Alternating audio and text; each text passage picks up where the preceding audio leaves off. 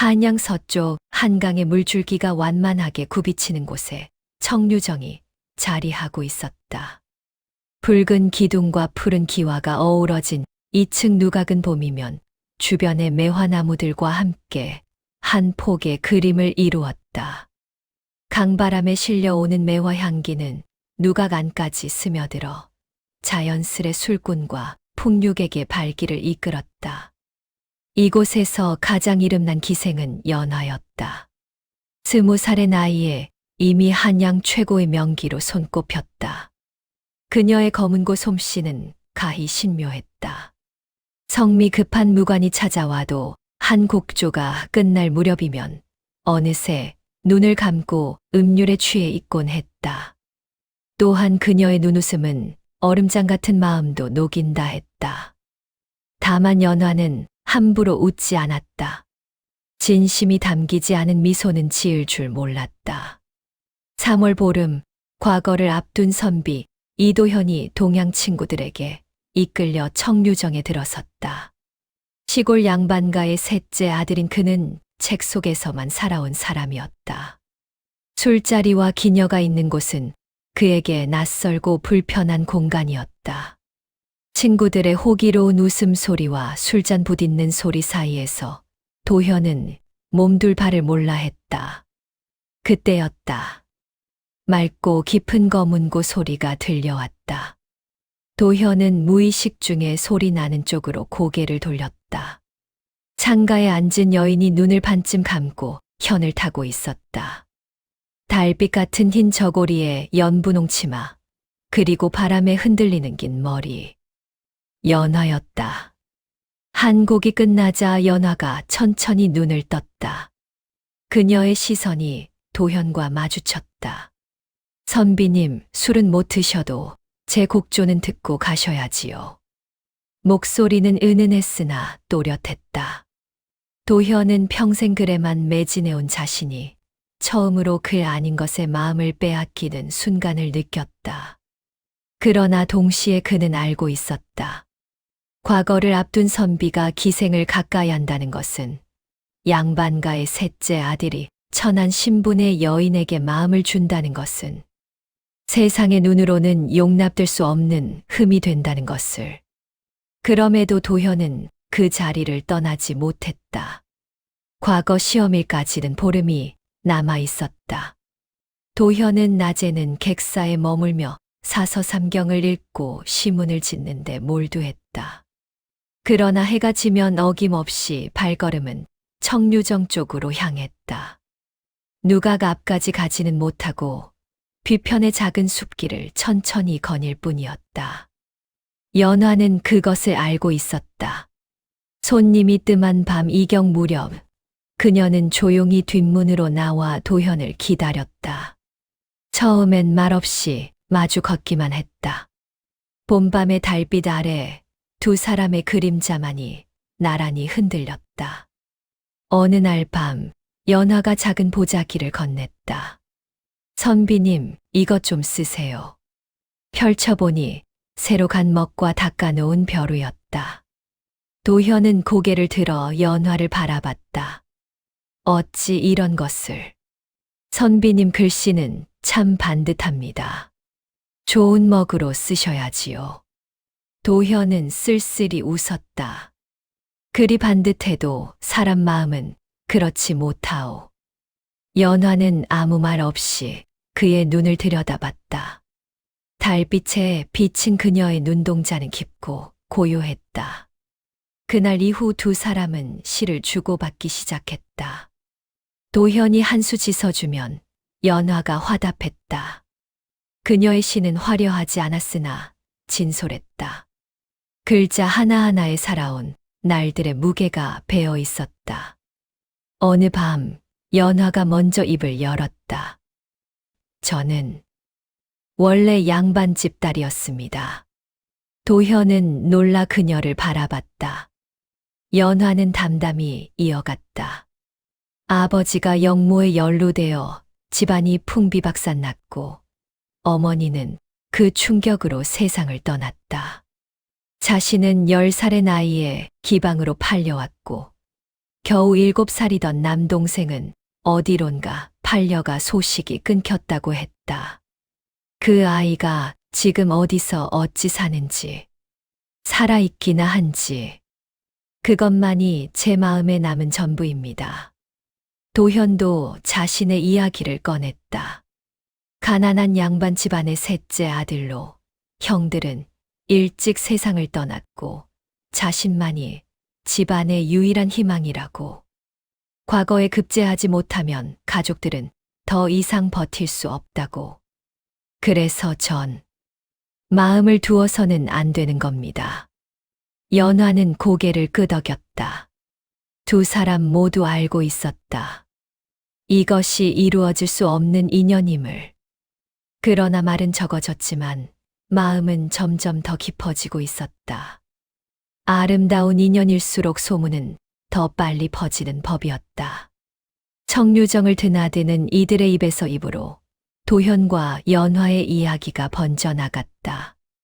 과거 보러 온 선비가 기생에게 완전히 홀렸다지. 밤마다 청류정 뒷길을 서성인다던데. 글 읽을 정신은 이미 물 건너갔겠어. 저런 식으로 정신 팔리면 과거는 글렀지. 가문 망신만 시키고 돌아가겠군. 객사에 머무는 선비들 사이에서도 수군거림이 일었다. 함께 올라온 동양 친구들조차 도현을 걱정스러운 눈으로 바라보기 시작했다. 어느 날 저녁 그중 하나가 조심스레 말을 건넸다. 도현아, 자네 요즘 정신이 어딘가에 팔려 있는 것 같네. 과거가 코앞인데 괜찮겠나? 도현은 아무 대답도 하지 못했다. 그 역시 알고 있었다. 자신이 위태로운 길을 걷고 있다는 것을. 소문은 결국 청류정 안까지 파고들었다. 기방의 마담 월선이 연화를 불러들였다. 내가 지금 무슨 짓을 하는 거냐? 월선의 목소리는 차가웠다. 저 선비는 과거를 앞둔 몸이다. 양반집 자제가 기생과 얽혀 소문이 나면 어찌 되는지 모르냐. 급제는커녕 집안 망신만 시키게 생겼다. 마님, 내가 그 사람 인생 망치면 너도 끝이야. 양반 자제 망친 기생이라는 낙인이 찍히면 이 청류정에서도 발붙일 곳 없어. 연화는 입술을 깨물었다. 월선의 말이 모두 옳았다. 그날 밤 연화는 평소보다 일찍 뒷문으로 나갔다. 도현은 이미 그곳에서 기다리고 있었다. 연화를 보자 그의 얼굴에 미소가 번졌지만 그녀는 표정을 굳혔다. 선비님, 연화의 목소리는 일부러 차갑게 가라앉혔다. 이제 오지 마세요. 도현의 미소가 얼어붙었다.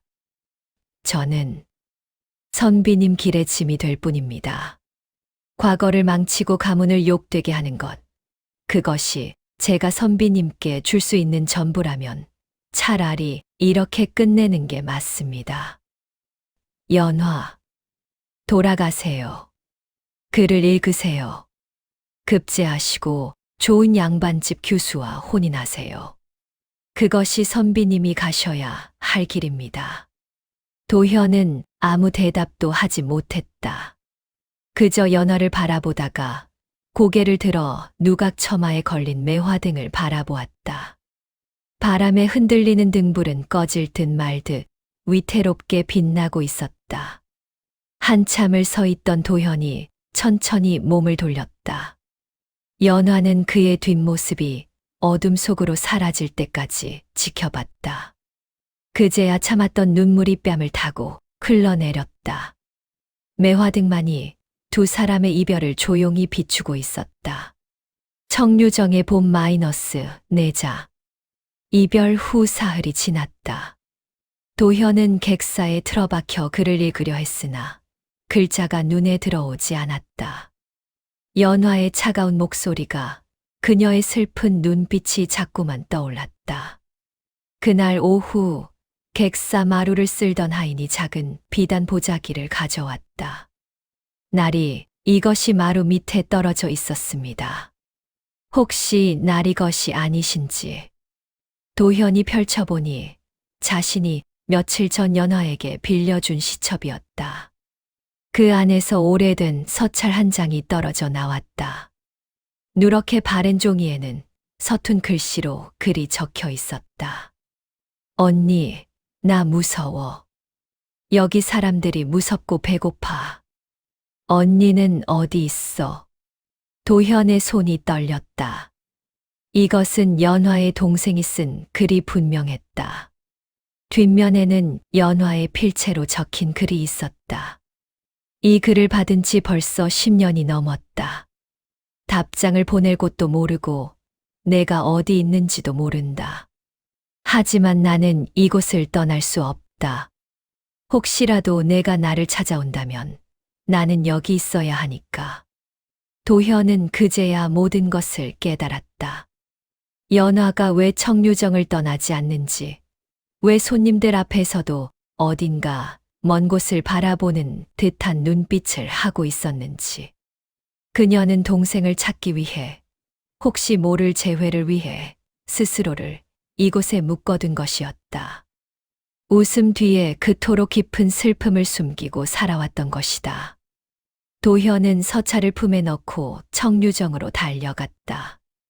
해질 무렵 연화는 홀로 누각 난간에 기대어 강을 바라보고 있었다. 연화. 돌아본 연화의 눈이 흔들렸다. 왜 오셨습니까? 도현은 서찰을 꺼내 보였다. 연화의 얼굴이 하얗게 질렸다. 이걸 어떻게... 이제야 알았소. 당신이 무엇을 안고 살아왔는지, 혼자서 얼마나 외로웠을지. 도현은 연화의 손을 잡았다. 내가 급제하거든 가장 먼저 당신 동생을 찾겠소. 관아의 힘을 빌려서라도 한양 구석구석 뒤져서라도 반드시 찾아내겠소. 선비님, 그러니 조금만 기다려 주시오. 나를 믿어 주시오. 연화는 더 이상 참을 수 없었다. 도현을 처음 만난 그날부터 지금까지 한 번도 보이지 않았던 눈물이 마침내 쏟아졌다. 그녀는 도현의 앞에서 처음으로 어린아이처럼 소리내어 울었다. 석양이 한강을 붉게 물들이고 매화꽃이 피 바람에 흩날렸다. 도현은 그저 조용히 연화의 어깨를 감싸 안았다. 10년 동안 혼자 견뎌온 슬픔이 이제야 누군가에게 기댈 곳을 찾은 것이었다. 과거 시험날이 밝았다. 도현은 평정심을 유지하며 시험장에 들어갔다.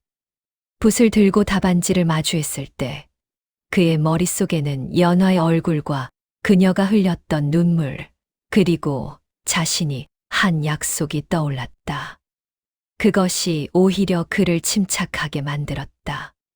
보름 후 방방곡곡에 방이 붙었다. 이도현, 갑과 3등으로 급제. 소식을 들은 청류정 안팎이 술렁였다.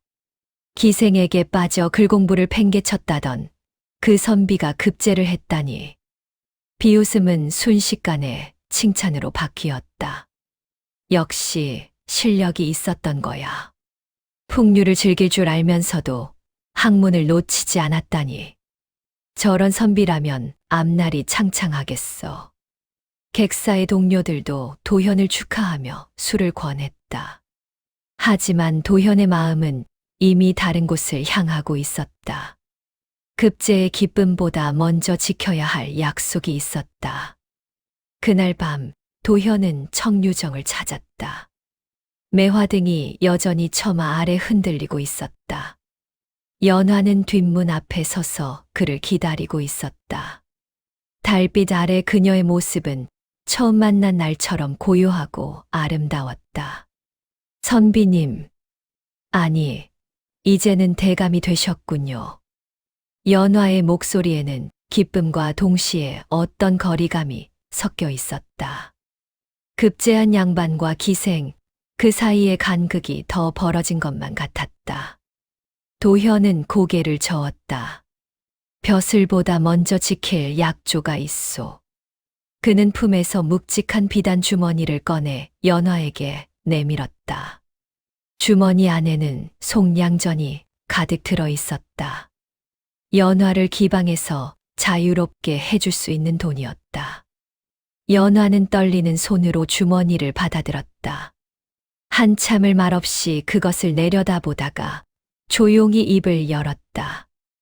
이 은혜를 제가 어찌 갚을 수 있을까요? 목소리가 떨렸다. 도현은 부드럽게 미소 지었다. 갚지 마시오. 하지만 다만 한 가지만 부탁하겠소.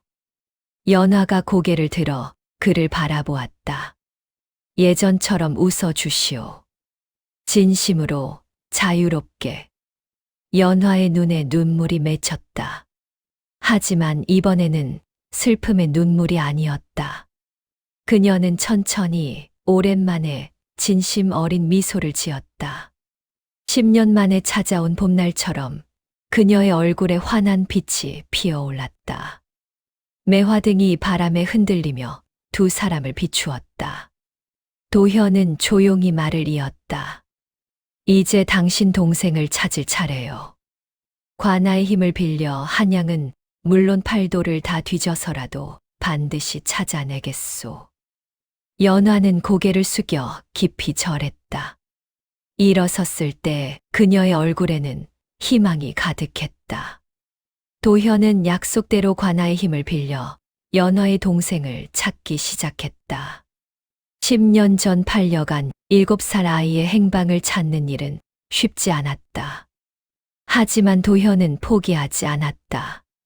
한양의 크고 작은 상점과 양반 집안, 심지어 사찰까지 샅샅이 뒤졌다. 석 달이 지난 어느 날 마침내 소식이 왔다. 경기도 어느 양반집에서 종으로 일하던 17 소년이 연화가 말한 특징과 일치한다는 것이었다. 도현은 직접 그곳으로 달려갔다. 누이가 살아 계십니까? 소년의 눈에 눈물이 가득 고였다. 10년을 기다린 재회였다. 도현은 소년의 속량도 함께 해결했다. 남매가 청류정에서 만나던 날, 연화는 동생을 끌어안고 한없이 울었다. 10년간 품어온 그리움과 죄책감, 그리고 안도가 한꺼번에 쏟아져 나왔다. 그 후 연화는 청류정을 떠났다. 도현이 마련해준 작은 집에서 동생과 함께 새로운 삶을 시작했다. 그녀는 아이들에게 검은고를 가르치며 조용히 살아갔다. 도현은 이조참판까지 올랐다. 청렴결백한 관리로 이름을 날렸고 백성들의 억울함을 풀어주는 데 힘썼다. 주변에서는 혼담이 끊이지 않았지만 그는 번번이 정중히 거절했다. 두 사람이 부부의 연을 맺었는지 아니면 먼 길을 함께하는 벗으로 남았는지는 아무도 알 수 없었다. 도현은 입을 다물었고 연화는 세상 밖으로 나오지 않았다. 다만 사람들은 이렇게 말했다. 해마다 봄이 오면 청류정 어디선가 검은고 소리가 들린다고. 그리고 그 선율에 맞춰 시를 읊는 남자의 목소리가 함께 흐른다고. 어떤 이는 그것이 도현과 연화라고 했고, 어떤 이는 그저 봄바람이 만들어낸 환청이라고 했다. 진실이 무엇이든 청류정의 매화는 해마다 피고 지기를 반복했다. 세월이 흘러 두 사람의 이야기는 전설이 되었다. 기생과 선비의 사랑, 약속과 신뢰, 그리고 서로를 향한 희생. 사람들은 봄날 청류정을 지나며 이 이야기를 떠올렸다. 진정한 사랑이란 무엇일까? 상대를 위해 자신을 내려놓는 것이 아닐까? 아니면 어떤 신분의 벽도 넘어서는 마음이 아닐까?